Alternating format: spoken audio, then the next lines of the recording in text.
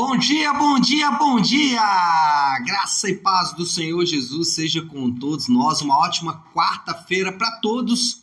Hoje é dia 20 de outubro de 2021. Seja muito bem-vindo ao nosso devocional de hoje. Bom, hoje, dentro da nossa maratona de leitura bíblica, nós estamos lendo aí a Bíblia inteira durante um período. Hoje nós vamos falar de Ezequiel, profeta Ezequiel. Nós estamos na maratona dos profetas já há alguns meses que nós estamos aí lendo todos os profetas. E hoje nós vamos falar de Ezequiel nos capítulos de número 33 e também 34. E o tema do nosso devocional hoje vai ser o pastor. E esse pastor aí, obviamente, não se refere ao pastor, a função dada para um crente mais maduro, para um cristão mais maduro, de pastorear o rebanho de Deus. Esse pastor aí, obviamente, é uma referência ao próprio Deus, que é o pastor do seu povo. Assim ele se declara, inclusive aqui no texto. No texto, Deus ele se declara como o pastor do seu povo, lá no versículo 31 do capítulo 34. Bom, mas para a gente entender aí esse tema, porque falar que nós somos falar que Deus é o nosso pastor e nós somos as suas ovelhas, nós estamos falando de cuidado, nós estamos falando o quanto Deus cuida do seu povo, o quanto Deus alimenta, o quanto Deus preserva, o quanto Deus protege o seu povo, protege o seu rebanho. E tudo isso está dentro aqui de um contexto, está dentro de uma história maior, que é a história aqui de Ezequiel. Bom, Ezequiel, ele vai começar aqui no capítulo 33, ele vai iniciar no capítulo 33 uma nova sessão da sua profecia. A sessão anterior, Ezequiel tinha resguardado para falar da relação de Israel com o Egito. Se vocês se lembrarem, ontem nós falamos sobre isso, sobre o fato de que o Egito é historicamente inimigo de Israel, e Israel havia feito uma espécie de aliança com o Egito. Hoje, ou a partir de agora, Ezequiel vai começar, talvez ele vai caminhar até o capítulo 37, enfim, ele vai começar a trazer ali, então, um consolo para o povo de Deus, especialmente depois da queda definitiva de Jerusalém. Você vai se lembrar que Ezequiel ele já está no exílio babilônico, ele já está na Babilônia quando Jerusalém, em 586 a.C., ela cai definitivamente nas mãos da Babilônia. E ela cai por quê? Porque o povo que havia ficado lá em Jerusalém tenta uma aliança com o Egito. Essa aliança não dá certo, e aí então a Babilônia com Nabucodonosor vem então e termina de vez com a destruição de Jerusalém, que fica destruída então durante alguns anos. Bom, qual é o ponto aqui? O ponto é que então Ezequiel vai trazer um consolo sobre Jerusalém, sobre o povo de Israel. O povo, nesse consolo, especialmente aqui no capítulo de número 34, Deus faz, o profeta usa, iluminado ali, inspirado por Deus, ele usa uma analogia, que é a analogia do pastor e da ovelha. Hoje, essa analogia, ela basicamente se refere a uma liderança religiosa, Existem os pastores que são líderes responsáveis pelas suas igrejas, e de fato existia nessa analogia aqui um aspecto religioso. O líder religioso naquela época também era considerado uma espécie de pastor, mas não se restringia essa analogia apenas ao líder religioso. Todos os líderes da nação, o rei, muitas vezes era chamado de o pastor. Os líderes eclesiásticos, os líderes políticos, eles eram naquela época considerados, naquele espaço do mundo, eram considerados como pastores, e o povo como ovelhas. E nessa analogia, então, Deus é chamado de o pastor e o povo é chamado de rebanho. E o que Deus faz?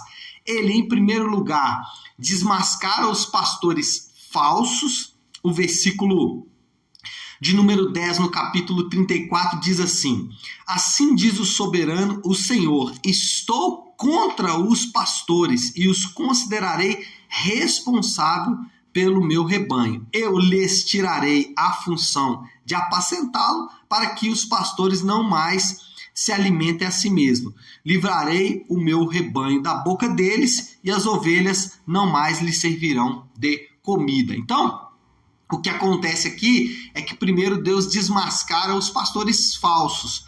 Nós sabemos, pelo nosso estudo aqui dos profetas, que havia pelo menos 3 grupos considerados líderes e que foram alvo da advertência dos profetas em todo o tempo. Todos os profetas basicamente advertiram esses 3 grupos e basicamente nos mesmos termos, que são os líderes religiosos por sua infidelidade a Deus e sua palavra, os líderes políticos por sua corrupção e os aristocratas, os ricos, pela sua opressão aos pobres. E aqui Deus está mostrando para o povo que os líderes e as estruturas de liderança que não cumprem as suas prerrogativas, literalmente pastores que não amam as suas ovelhas. Agora preste atenção no que eu vou dizer para você. Nós não podemos confiar em estruturas, em lideranças que, de fato, elas não atendem ou não fazem aquilo que as suas prerrogativas mandam. Então, uma confiança excessiva em líderes políticos, uma confiança excessiva em líderes religiosos, isso é um problema.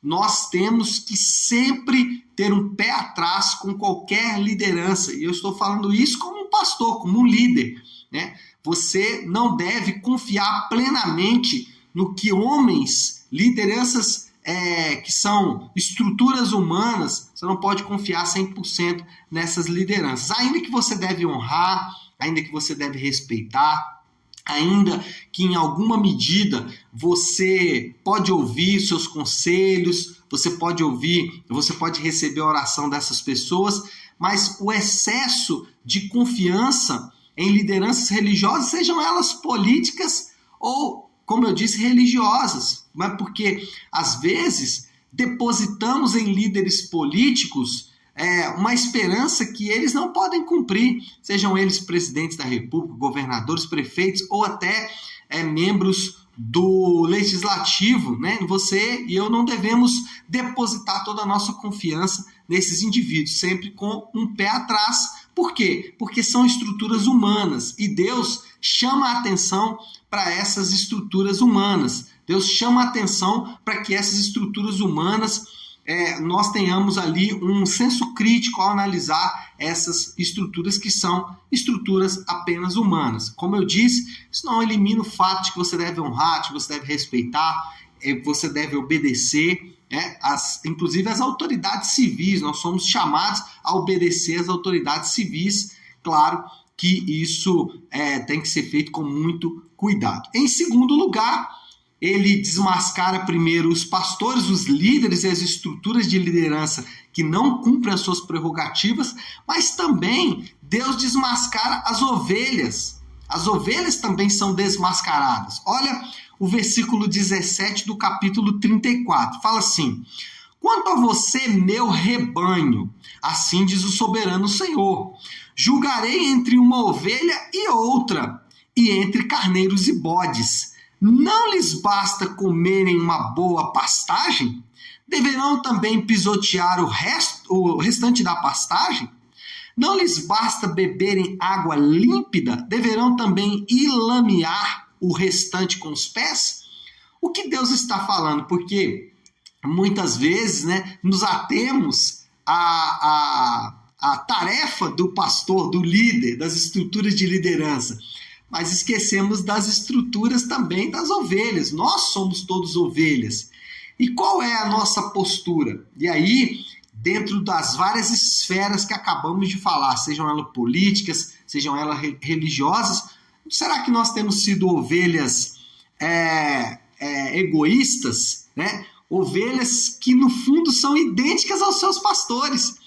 Porque a crítica dos profetas também não excluía as ovelhas, não tirava as ovelhas do processo. Então, se os profetas condenavam, né, como eu disse, os ricos, os políticos e os líderes religiosos, os profetas também condenavam o povo.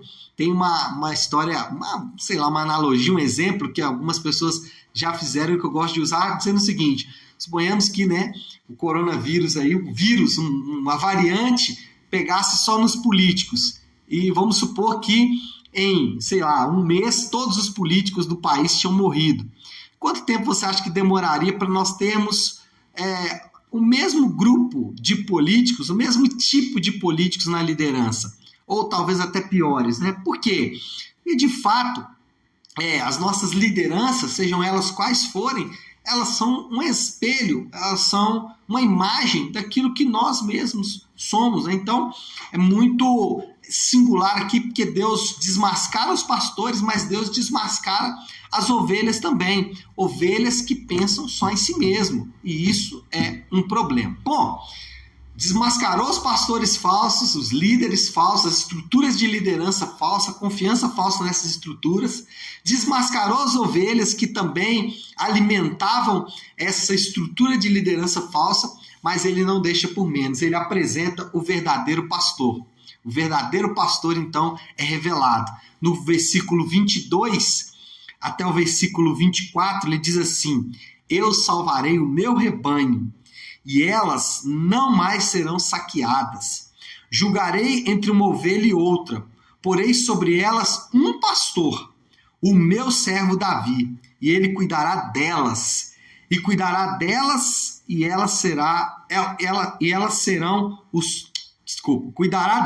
será o seu pastor. Versículo 24.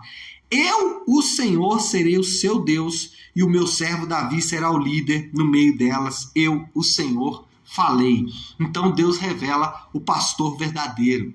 Deus, ele é o próprio pastor do seu povo. E isso é importantíssimo demais para todos nós, porque muitas vezes nós nos esquecemos de que somos cuidados por Deus. Nós nos esquecemos de que todos nós somos ovelhas do seu pastoreio. Nós nos esquecemos que ele fez uma aliança com aqueles que de forma objetiva responderam ao chamado ao evangelho. E esses são as suas ovelhas, esses são ovelhas do seu pastoreio. Lembre-se sempre, você não está sozinho. Você tem um pastor que está cuidando de você.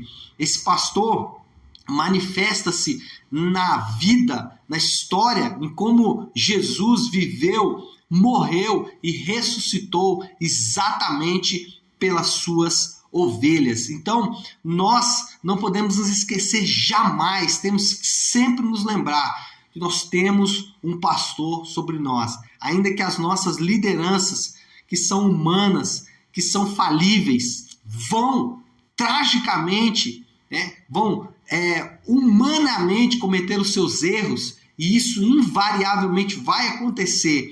Nós temos também um líder supremo, nós temos um pastor supremo que jamais erra, que jamais comete os seus erros, e esse é o pastor de Israel, esse é o pastor do seu povo. Então lembre-se sempre, você não está sozinho.